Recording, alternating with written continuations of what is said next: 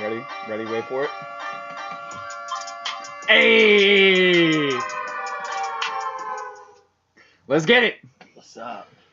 Ladies and gentlemen, this is a test. This is a test. 1, 2, 3. 1, 2, 3. This is Let's Talk About It podcast, GEFA Chalk Talk, episode 1. Numero uno.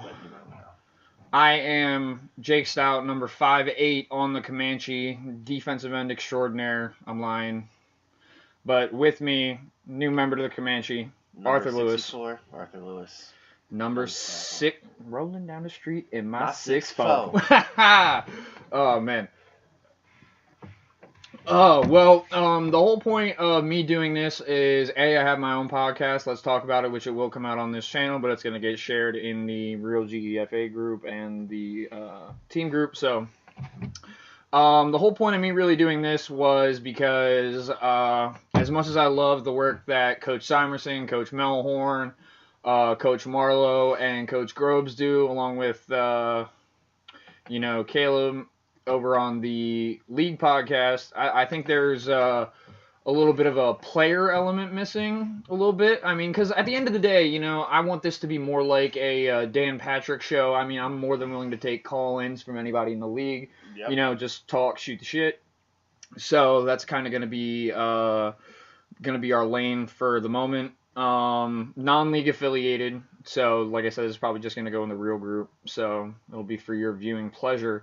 But today, Arthur being a new guy to the league, we got a couple of things we're going to talk about. We're going to keep this pretty short and sweet for you guys. So let's hop right into it. What do we got up on the docket? All right, what we got up first is the league trying to throw Coach Monk out for allegedly trying to pay players. Okay, so we're going to nip this in the bud right now. Well, it's breaking news for anyone that doesn't know, for anyone outside of the league.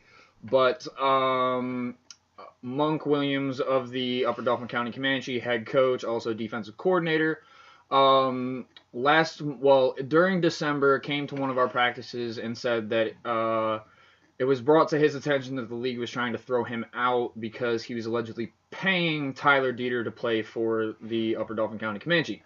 Now, we're going to clear a couple things up. A, Monk doesn't pay any of us. Nope. Plain and simple. I've played for Monk a lot longer than Arthur has. Arthur's been with the team now for a few months. I've played for Monk for 3 years now.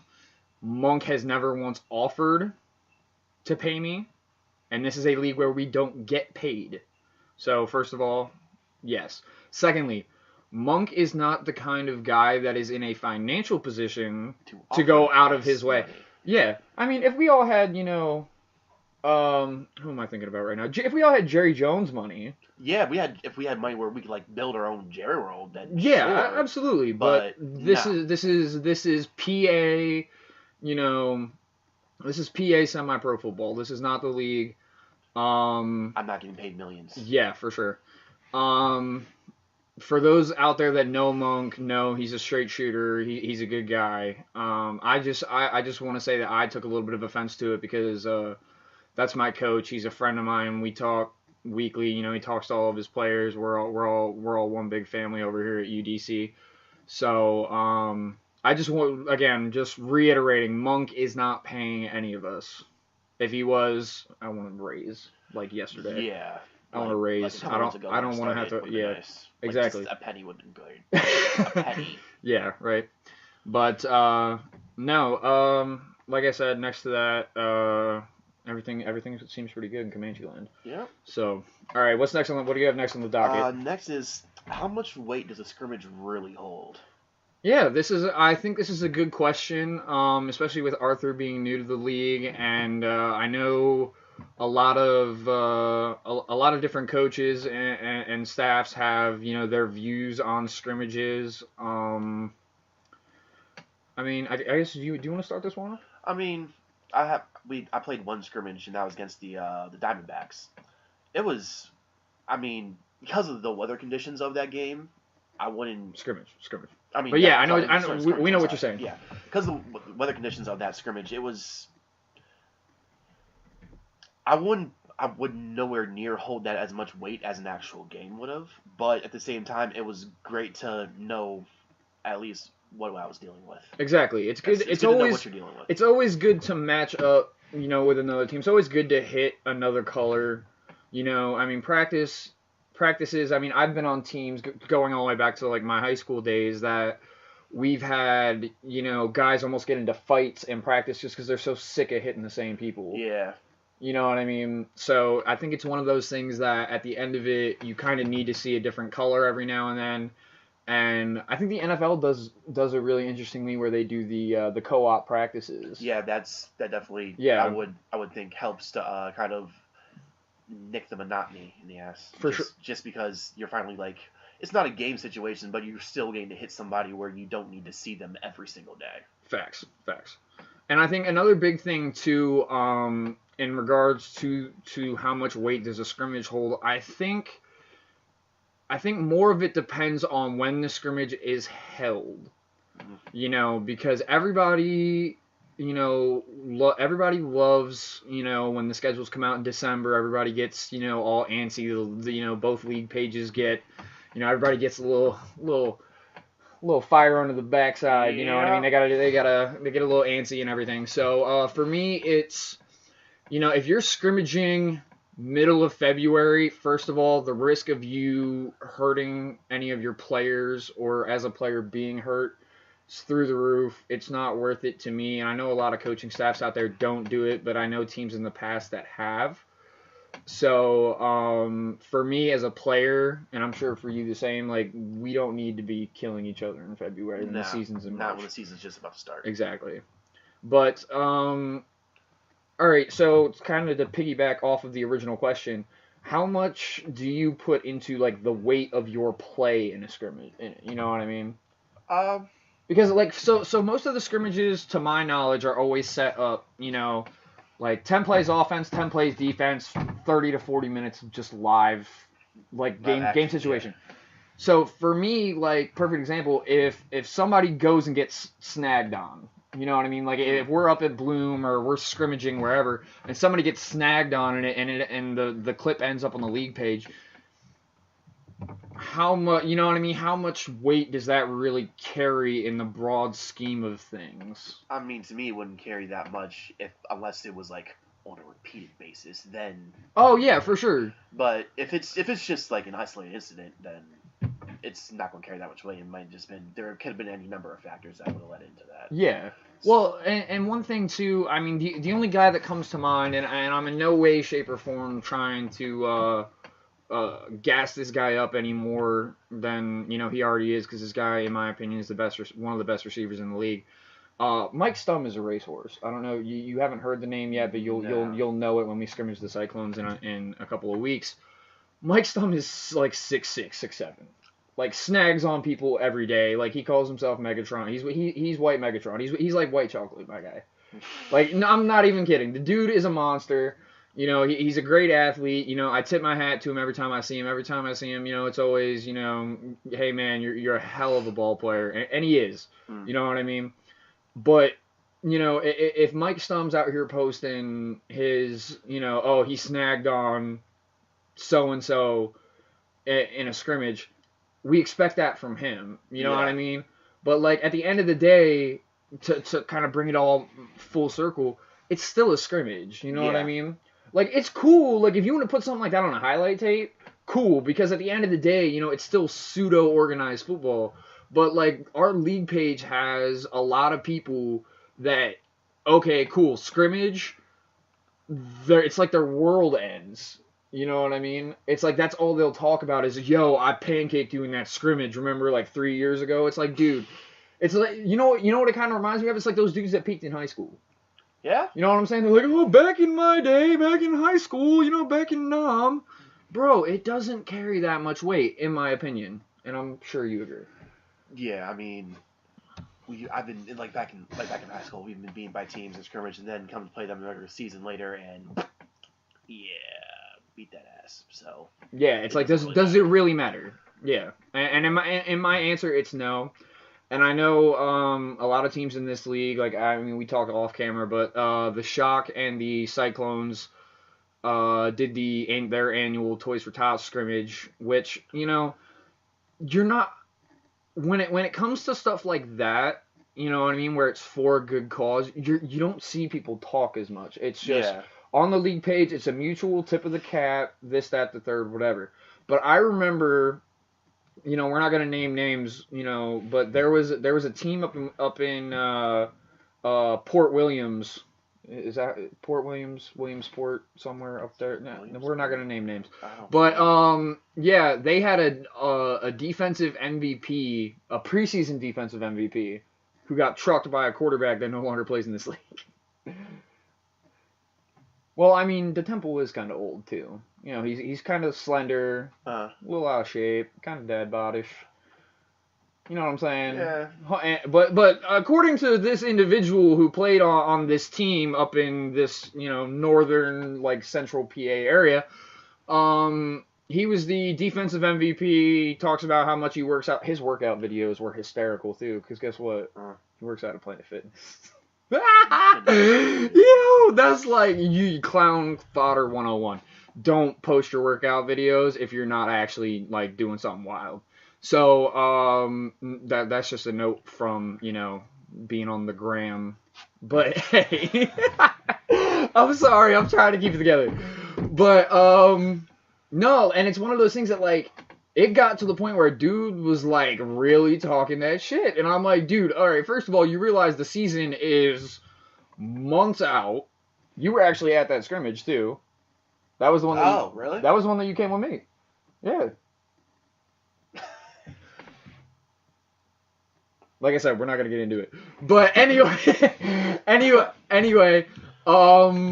yeah, but, like, it's one of those things that every once in a while you get one of those guys that just likes to run his mouth, and his mouth runs faster than he ever could. It's one of those things, like, he runs a 5.2 40 and his mouth runs a 4.26. You know what I mean? It's one of those things. And then you come to find out the guy is, like, 10-ply toilet paper soft. Ha. So it's like, come on, man, figure it out. What are you doing? Charmin Ultra Soft. Oh yeah, 10-ply, my man. But yeah, so to tie, like I said, to kind of tie this all together. For me, depending on what time of year it is and how much work you're able to get in, and also, like I said, it depends on your team. You know what I mean? If you know you have guys hurt and you got guys nursing injuries, don't schedule a scrimmage. Like, you're setting yourself up to be in a worse position. And then also, if you know you're going to have guys that, you know, aren't going to be there for, you know, family reasons or work or whatever, just don't do it. Like, I mean, shout out to the Diamondbacks for giving, you know, the Comanche some good work and stuff, but, like, that field should have been cleaned off. Let's keep it a buck. Like, the conditions were not that terrible. You know, unpopular opinion, come at me in the comments. But yeah, no. That was, I'm not gonna come out and say Bush League because I have a little more class than that, but you get what I'm saying. Like, there's no reason there needed to be 6 inches of snow on that field, especially when, according to what our staff was told, it was supposed to have been done the day before. But yeah, no. What is it they say? The road to hell was paved with the best of intentions. Yep. Yeah. Well, nah. Life goes on. So, lastly, travel times. You being a new guy in the league, you really haven't had to experience it a lot yet. Nope. But we're gonna cross-reference travel times with week 1 and see if there's anything wild, because I know that was one thing that was talked about over on the league podcast, just because, you know, everybody always kind of has that bug in their ear, so to speak. Because obviously, you know, with the new addition of the team in Jersey, to send them all the way to Du Bois would be a little cruel. You know, you're looking at least a 5-hour drive. Actually, probably more than that. From, like... That's a grip. Yeah, that's the thing. So, alright, so looking at... So what we're going to discount our game against the Gorillas and the other doubleheader that's supposed to be played at the site of the Keystone Bowl, per our coaching staff from their own mouth and, you know, the league meeting today. So, March 16th, first game, Maniacs Jaguars. That's a little bit of a drive. Is it? Because you got to think, the Jaguars are out in Punxsutawney. You know where Punxsutawney is? Well, do you know where IUP is? Yeah, IUP is. They're out near IUP. Oh, they're out. okay. They're out there. Yeah, yeah, that's out there. So Punxsutawney to Benton, that's probably like a 2-hour drive time. But for teams that are in the mountain, that's gonna probably be pushing the max that you're gonna get. Okay. You know what I mean? Because now that our team has been moved to the mountain, we're gonna have to deal with at least an average of like 20 plus more minutes on the drive time. But our team has always traveled well. Yeah. So I'm not worried about it.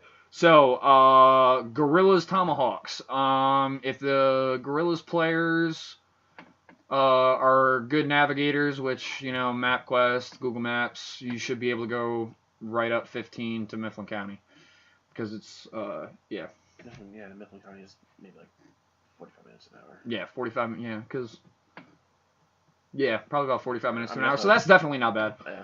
Raptors Comanche. We have to go to Reading. That's about an hour 20, hour and a half. Well, that's not terrible though. I mean, it's all highway on the way out. So. Yeah. And I think the biggest thing that when I hear people get all sorts of butt hurt and I see it on the page and stuff, I think it's one of those things that at the end of it, you kind of have to take into account that yes, we're not getting paid, and yes, everybody has families and this and that, but at the end of the day, it kind of comes with the territory. If you want to play in this league, you're gonna have to just cowboy up and acknowledge that. Eagle up. Yeah. Eagle up. Eagle up. Not cowboy up. Goddamn. Eagles fans, man. Eagles fans. Yeah. Anyway, yeah, you kind of gotta just buck up and be like, listen, all right, we gotta travel. So, us going to Reading shouldn't be bad at all.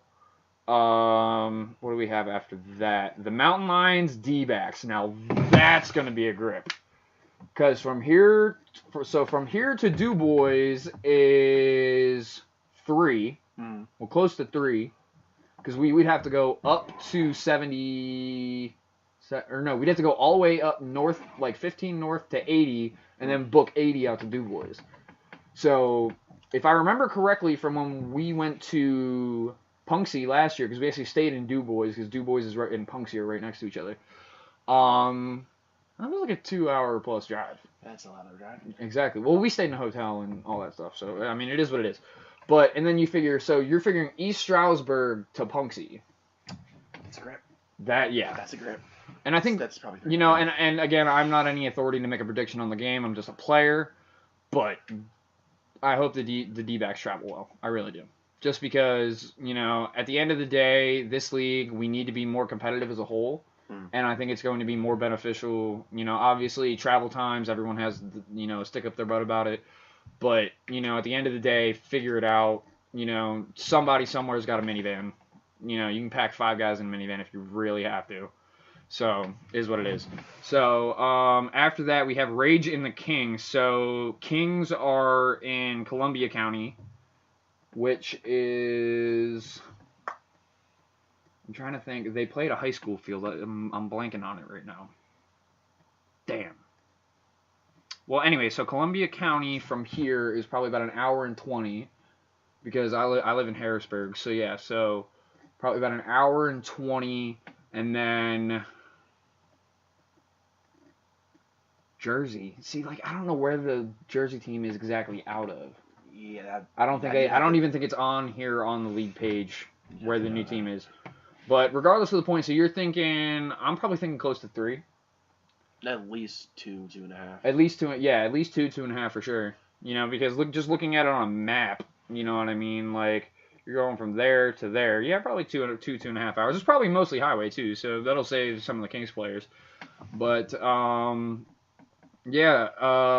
that we have Wildcats Warriors. So you're going from Williamsport to Wilkes-Barre. Probably what, hour and a half? I've never been to Wilkes-Barre, so probably around. Yeah, probably about an hour and a half. And then Cyclones Vikings, that's a 2-hour drive. That's Phillipsburg. That's State College. Yeah. So Lancaster to State College. Yeah. That's about 2 hours. About 2 hours? Yeah. So that's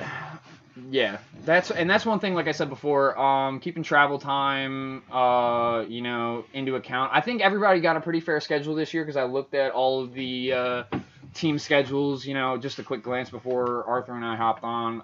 I think everybody has a a decent schedule. I'm not going to say great because, in a perfect world, we're playing the Harrisburg team at home instead of at our place. And Waste Place, it's a 3-minute drive for me. Hell, I jogged there just to get a warm-up in.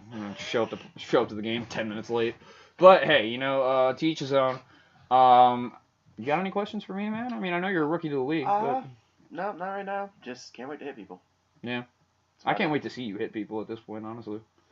I just like, because, I mean, for those that don't know, Arthur and I, we've been friends for a while, so it's one of those things, and I'm sure a lot of people in the league know, when you bring a friend on, it's good when you get to see them succeed, because it's kind of like you're growing up together, you know what I mean? So, but yeah, man. So, to kind of wrap this up, at this point, like I said, I'm willing to take call-ins. Follow my YouTube channel. Let's talk about it. We're going to try to do Chalk Talks as well as actual podcasts. So, our other podcasts are going to be in a separate playlist. Feel free to like, comment, and subscribe. Follow me on Instagram at JakeStout, all lowercase. You want to plug your Instagram? ArtyBoy30. ArtyBoy30? All right, cool. Yeah, like I said, this should be up on the league page either tonight or tomorrow. And hope you guys have a good one. I hope all the teams out there are practicing. Hope all the staffs out there are getting game plans together and stuff. And it should be a fun season. But if anyone wants to call into the show, like I said, hit me up on Instagram, or if you're friends with me on Facebook, hit me up on Facebook. All right, y'all, we out.